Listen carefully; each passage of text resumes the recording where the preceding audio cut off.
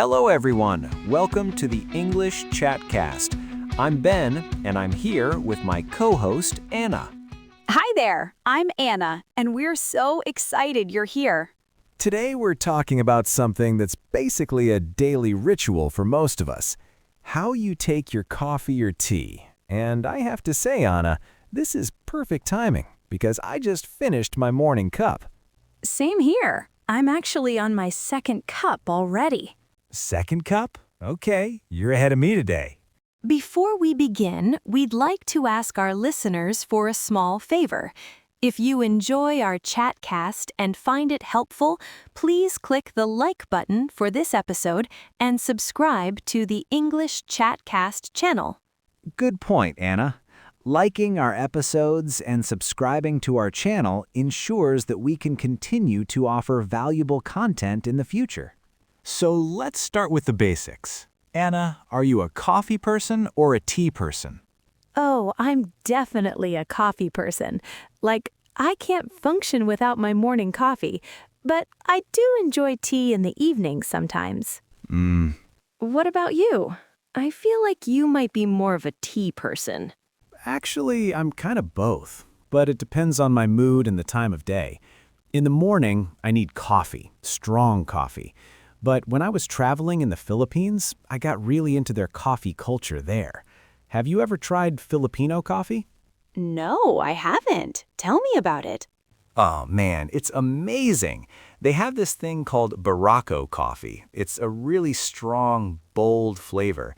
And the way they serve it is so different from here in the US. In Manila, I went to these little local coffee shops, and they serve it super hot in these tiny cups. Wow, that sounds intense. It really is. And you know what's interesting? This social aspect is completely different too.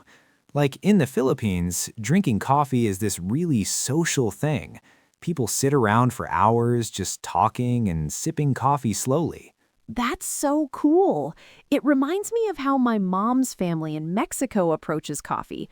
My Mexican side of the family, they do something similar. They make café de olla, which is coffee with cinnamon and brown sugar. Oh, that sounds delicious. Yeah, and it's also this whole social ritual. Everyone gathers around, and it's not just about the caffeine. It's about connecting with people.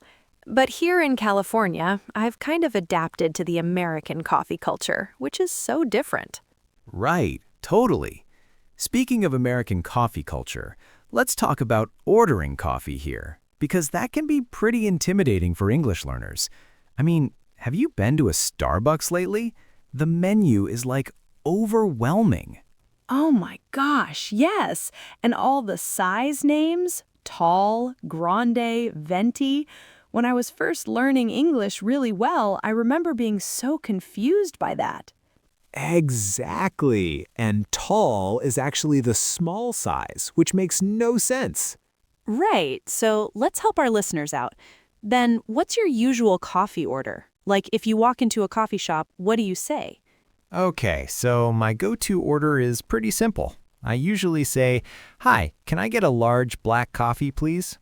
At most local coffee shops, they'll understand large instead of the Starbucks sizes. That's smart. Keep it simple. Exactly. But sometimes if I want something fancy, I'll say, "Can I get a large coffee with room for cream?" That means they don't fill the cup all the way to the top, so you can add your own milk or cream. Ooh, that's a great phrase, room for cream. I never thought about explaining that one. That's super useful. What about you? What's your usual order? So I'm a little more complicated. I usually order a medium latte with an extra shot of espresso and oat milk instead of regular milk. So I'll say, "Hi, can I please get a medium latte with an extra shot and oat milk?" See, now that's getting into the customization territory, but that's really common in American coffee shops. People love to customize their drinks.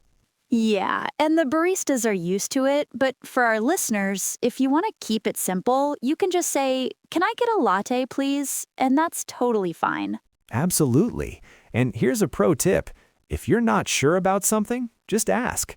You can say, "What's the difference between a latte and a cappuccino?" Most baristas are happy to explain. That's such good advice. And you know what? Let's talk about tea, too, because not everyone is a coffee person. Yes, I actually love afternoon tea. When I'm working from home, I usually switch to tea around 2 p.m. because I don't want too much caffeine late in the day. Smart move. What kind of tea do you usually go for? I'm really into green tea, especially jasmine green tea. It's got this light floral taste that's really relaxing. But when I was in Davao in the Philippines, I tried this local herbal tea made with lemongrass. It was incredible. That sounds refreshing. It really was. And you know what's interesting about ordering tea in American coffee shops? A lot of places will ask if you want it for here or to go. That just means, do you want it in a ceramic mug to drink in the shop or in a paper cup to take with you? Good point. And with tea, they'll usually bring you the tea bag and hot water, so you can control how strong you want it. Exactly. You might hear the server say, "I'll bring that right out to you," or "It'll be ready in just a minute." And here's something that might be different from other countries. In most American coffee shops, you add your own sugar, honey, or milk. There's usually a little station with all the extras. Right, the condiment station, or coffee bar. You'll see packets of sugar, artificial sweeteners, little containers of milk or cream, sometimes honey, cinnamon, even hot sauce if you're at certain places. Hot sauce in coffee? I know. It sounds weird, but it's actually not bad. It adds this little kick. But anyway, let's get back to practical stuff. Anna, what about when you want to order something iced? Oh, good question. Especially here in California where it's warm a lot of the year. So you can basically take any coffee or tea drink and make it iced. Just say iced in front of it. Like, "Can I get an iced coffee?" Or, "I'll have an iced green tea, please." And iced coffee in America is usually served black with ice. So if you want milk or cream, you have to ask for it specifically. Exactly. You could say, "Can I get an iced coffee with milk?" Or if you want it sweet, "Can I get an iced coffee with cream and sugar?" And here's something that might surprise international listeners. Cold brew coffee is different from iced coffee. Cold brew is coffee that's been steeped in cold water for hours, so it tastes smoother and less acidic. And it's usually more expensive than regular iced coffee. True, which brings up a good point about coffee shop etiquette. In America, it's totally normal to look at the menu for a while before ordering. Don't feel rushed. You can say, "I need another minute," if you're not ready. And if you mispronounce something, don't worry about it. Like, I still sometimes stumble over macchiato. Oh, that's a tough one. It's macchiato, right? But honestly, even native English speakers mess up Italian coffee names. Exactly. The baristas hear mispronunciations all day long. They'll understand what you want. So let's talk about payment and tipping, because that's another thing that can be confusing. In most coffee shops, you pay at the counter before you get your drink. Right, and there's usually a tip jar on the counter. Tipping isn't required for coffee, but a lot of people will throw in their loose change or add $1 or $2. And with electronic payments, you'll often see a screen that asks if you want to add a tip. You can choose a percentage or hit no tip, and that's totally fine. Don't feel pressured by that screen either. It's becoming really common, but you're not obligated to tip for basic service. Now, one thing I love about American coffee culture is how it varies by region. Anna, you're in California. The coffee scene there is probably different from what I experience in Colorado. Oh, absolutely. In California, especially in cities like San Francisco and Los Angeles, there's this huge third-wave coffee movement. People are really serious about the quality of beans, the brewing methods, the origin of the coffee. Yeah, it's like craft beer, but for coffee. Exactly. And in these specialty coffee shops, you might hear terms like single origin, which means the coffee beans come from one specific farm or region. Or pour-over, which is when they brew your coffee individually using a special method. It takes longer, but the coffee tastes amazing. And these kinds of places usually cost more, but it's a completely different experience. The baristas are like coffee artists. Coffee artists. I love that. And speaking of different experiences, let's talk about the social aspect. In the US, coffee shops are like social hubs. Totally. People work on their laptops, have meetings, study, go on dates. It's not just about the coffee, it's about the atmosphere. And there's this unspoken etiquette about it. Like if you're going to sit and work for hours, it's polite to buy something more than just a small coffee. Right. Or maybe order food too. A lot of coffee shops make most of their money from pastries and sandwiches, not just drinks. Before we wrap up, let's give our listeners some key phrases they can use. Anna, what would you say are the most essential phrases for ordering coffee or tea? Great question. So first, can I get or I'll have, these are the most natural ways to start your order. Like, can I get a medium coffee? Or I'll have a green tea, please. Perfect. And if you want to modify your drink, you can say with or without, like coffee with cream or latte without sugar. And remember, for here or to go means do you want to drink it in the shop or take it with you? You can answer for here or to go. And don't forget to be polite. Please and thank you go a long way. You can say, thank you so much when you get your drink. Absolutely. And if there's a problem with your order, you can politely say, excuse me, I think this might be wrong. Or, I ordered a latte, but this looks like a cappuccino. They'll always fix it, no problem. American coffee shops have really good customer service. So true. Well, I think that covers the basics of American coffee and tea culture. Ben, any final thoughts? Just this, don't be afraid to try new things.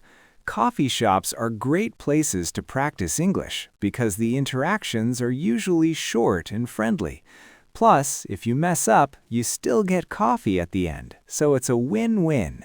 I love that perspective. And remember, everyone's been confused by a coffee menu at some point. You're not alone in that. I just remembered something important we should mention, seasonal drinks. Anna, have you noticed how American coffee shops go crazy with seasonal flavors? Oh my gosh, yes! It's like as soon as September hits, everything becomes pumpkin spice. And then in winter, it's all peppermint and gingerbread flavors. The pumpkin spice phenomenon is real. And for our international listeners, if you see pumpkin spice latte or PSL on the menu in fall, it's basically a latte with cinnamon, nutmeg, and other warm spices. It doesn't actually taste that much like pumpkin. Right. And if you're not into sweet drinks, you might want to stick with your regular order during these seasons. But it's definitely worth trying once just to experience American coffee culture. And speaking of modern American coffee culture, we should talk about mobile ordering. Most big coffee chains like Starbucks, Dunkin', and even some local places have apps where you can order and pay ahead of time.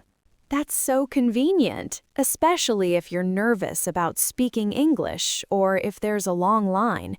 You can take your time reading the menu at home, place your order, and then just walk in and pick it up. Plus, these apps usually have loyalty programs. You earn points for every purchase, and after a certain number of drinks, you get a free one. The phrase you'll hear is, "Are you part of our rewards program?" And you can usually just say, yes, I'm a member, or no, but I'd like to sign up. Most of them just need your phone number or email address. Now, Anna, we've talked a lot about coffee shops, but what about home brewing? I know a lot of Americans are really into making coffee at home, especially since the pandemic. Oh, absolutely. So many people invested in fancy coffee machines and grinders when everyone was working from home. You'll hear terms like French press, pour over, espresso machine, and coffee maker when people talk about brewing at home. And there's this whole vocabulary around coffee brewing that might be useful. Like grind. You'll hear people say, I grind my beans fresh every morning, or talk about coarse grind versus fine grind. Speaking of working from home, we should mention how central coffee is to American work culture. You'll often hear phrases like, let's grab coffee, when someone wants to have an informal meeting or catch up with a colleague. Exactly. Coffee meetings are super common in American business culture. It's more casual than a formal office meeting, but still professional. If someone says, want to grab coffee and discuss this? They're suggesting an informal business conversation. And don't forget about coffee breaks at work. In many American offices, there's an understood 10-15-minute break in the morning and afternoon where people get coffee or tea. It's a social time, not just about the caffeine. Before we wrap up, let's talk about the difference between chain coffee shops and independent ones. Chains like Starbucks and Dunkin' are consistent. You know what to expect anywhere in the country. But independent coffee shops, or local cafes, often have more personality and unique drinks. That's such a good point. If you're just learning English and want something predictable, chains are great because the menu and process are the same everywhere. But if you want to experience local culture and maybe have more interesting conversations, independent coffee shops are amazing. And local coffee shops often have relationships with nearby bakeries, so you might find really unique pastries or sandwiches. Plus, the owners and staff are usually more willing to chat and help you practice English in a relaxed setting. Perfect advice. I think we've covered so much today, from basic ordering to seasonal drinks to the social aspects of coffee culture. Our listeners should feel much more confident walking into any American coffee shop now. Absolutely. Remember, coffee shops are some of the most welcoming places in America for language learners. The staff is used to helping people, and there's no pressure to rush. So go out there, order that drink, and enjoy the experience of connecting with American culture one sip at a time. If you enjoyed this episode, be sure to like and subscribe. Feel free to leave comments about the Chatcast, including topics that you'd like us to have conversations about in future episodes. Until next time, keep practicing, keep listening, and remember, learning English with us is a piece of cake. Thanks for listening, everyone. See you next time on the English Chatcast.